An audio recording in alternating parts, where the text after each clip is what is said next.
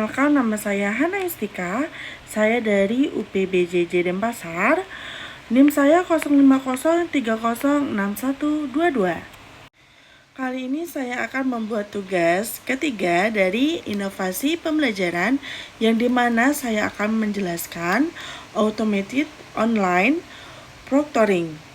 Nah, dari pembahasan nanti ada apa sih automated online proctoring itu, terus bagaimana sistem tersebut bekerja, terus ada manfaatnya dalam menjaga integrasi akademik, dan bagaimana universitas melindungi privasi mahasiswa.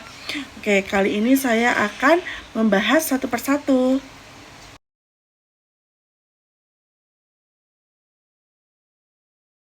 Untuk pembahasan yang pertama, apa itu automated online proctoring atau AOP? Nah, itu adalah sistem pengawasan ujian daring yang memanfaatkan teknologi kecerdasan buatan AI, ya, atau disebut artificial intelligence. Nah, ini mana kamera web, mikrofon, dan perangkat lunak analitik untuk memantau peserta ujian secara otomatis.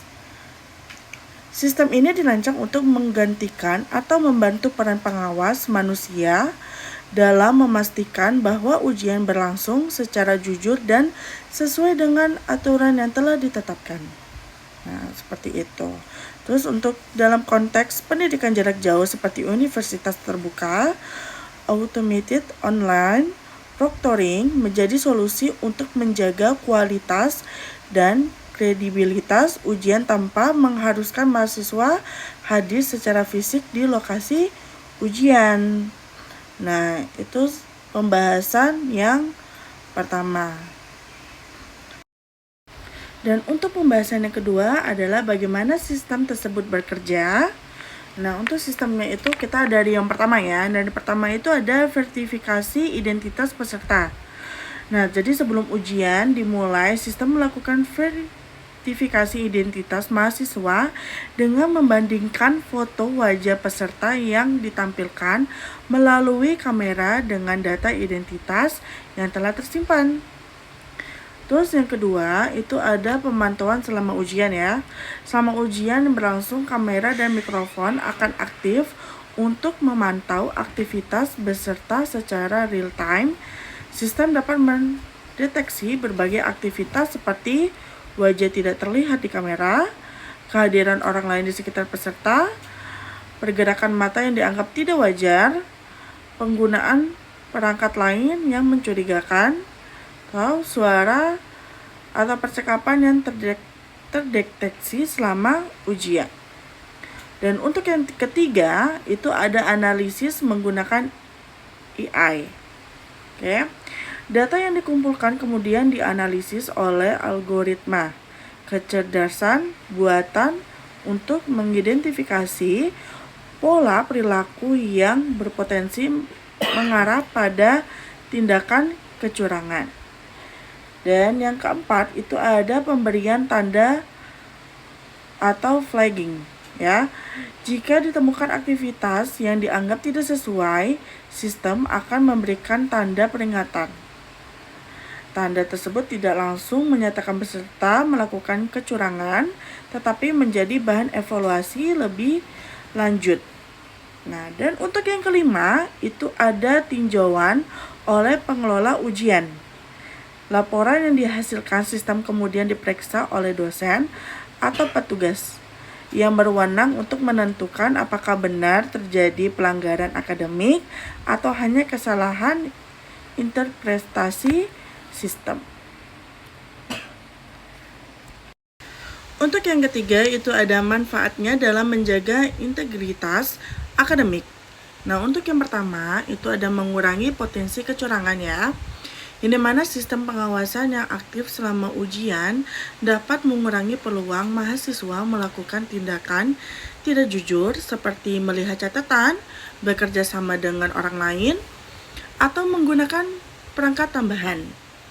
Dan yang kedua, itu ada meningkatkan kredibilitas ujian daring. Dengan adanya pengawasan yang terstruktur, Hasil ujian lebih dapat dipercaya sebagai cerminan kemampuan mahasiswa yang sebenarnya. Dan untuk yang ketiga, itu ada menjamin keadilan bagi seluruh peserta. Semua mahasiswa diawasi dengan standar yang sama sehingga tercipta lingkungan ujian yang lebih adil dan setara. Dan yang keempat, itu ada efisiensi pengawasan. Satu sistem dapat mengawasi banyak peserta secara bersamaan sehingga lebih efisien dibandingkan pengawasan manual. Untuk yang kelima, menyediakan bukti digital, yaitu rekaman dan laporan aktivitas dapat digunakan sebagai dokumentasi apabila terjadi sengketa atau dugaan pelanggaran akademik. Dan yang keenam, itu mendukung pendidikan jarak jauh bagi institusi seperti universitas terbuka. Sistem ini memungkinkan pelaksanaan ujian yang tetap berkualitas meskipun peserta berada di lokasi yang berbeda-beda. Dan yang keempat, itu bagaimana universitas melindungi privasi mahasiswa. Nah, bagaimana ya? Nah, itu ada agar penggunaan automated online proctoring tetap menghormati hak mahasiswa. Universitas perlu menerapkan berbagai langkah perlindungan privasi sebagai berikut. Nah, untuk yang pertama ada transparansi penggunaan data. Universitas harus menjelaskan secara terbuka ya dari data apa saja yang dikumpulkan, tujuan pengumpulan data, cara data digunakan, jangka waktu penyimpanan data. Nah, itu yang pertama. Dan yang kedua adalah persetujuan penggunaan atau informed consent. Ya, mahasiswa perlu memperoleh informasi yang jelas sebelum ujian dan memberikan persetujuan terhadap penggunaan sistem pengawasan tersebut. Untuk yang ketiga itu adalah penyimpanan data yang aman. Data rekaman video, audio maupun hasil analisis harus disimpan menggunakan sistem keamanan yang memadai seperti enkripsi dan kontrol akses yang ketat. Untuk yang keempat itu ada pembatasan akses data. Hanya petugas atau pihak yang berwenang yang dapat mengakses data hasil pengawasan ujian. Untuk yang kelima, penghapusan data secara berkala. Data pribadi tidak boleh disimpan tanpa batas waktu. Universitas perlu menetapkan kebijakan penghapusan data setelah tujuan penggunaannya selesai. Dan yang keenam itu ada mekanisme keberatan dan banding. Mahasiswa harus diberikan hak untuk mengajukan keberatan apabila merasa terjadi kesalahan deteksi atau pelanggaran privasi. Dan yang ketujuh itu ada audit dan pengawasan berkala. Universitas perlu melakukan audit rutin terhadap sistem untuk memastikan bahwa teknologi yang digunakan tetap aman, adil, dan sesuai dengan peraturan perlindungan data pribadi. Nah, dari pembahasan 1 hingga pembahasan keempat yang saya simpulkan adalah automated online proctoring merupakan inovasi teknologi yang membantu menjaga integritas akademik dalam ujian daring melalui pemantauan dan analisis otomatis terhadap aktivitas peserta ujian. Meskipun memberikan banyak manfaat dalam mencegah kecurangan dan meningkatkan kredibilitas asesmen, penerapan yang harus disertai kebijakan perlindungan privasi yang kuat, transparansi penggunaan data, serta mekanisme evaluasi yang adil agar dapat diterima oleh seluruh civitas akademika.